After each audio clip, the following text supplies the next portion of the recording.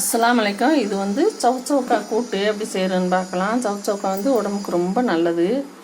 இதில் வந்து ஒரு சவுச்சவுக்கா பொடியாக கட் பண்ணி போட்டிருக்கேன். வெள்ளைப்பூடு, கொஞ்சம் சின்ன வெங்காயம் போட்டிருக்கேன். ஒரு தக்காளி பழம், ஒரு 50 போல் பாசிப்பருப்பு கழுவி போட்டிருக்கேன்.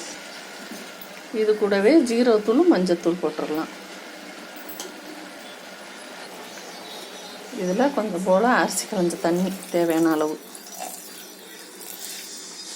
ஒரு 2 விசில் வச்சு எடுத்துக்கலாம்.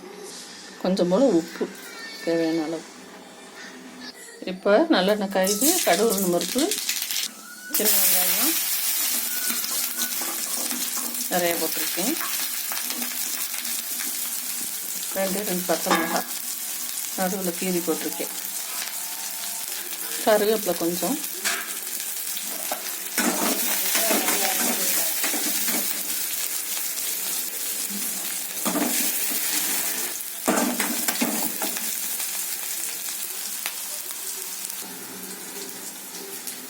இப்போ வெங்காயம் வதங்கிட்டு அதில் சவுச்சவுக்காய் இதில் போட்டுருவோம். போல் தேங்காய் துருவல்.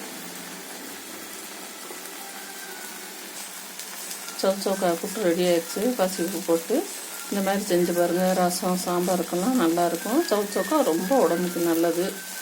வாரத்தில் ஒரு 2 நாள் 3 நாள் எடுத்துக்கலாம். அஸ்ஸலாமு அலைக்கும்.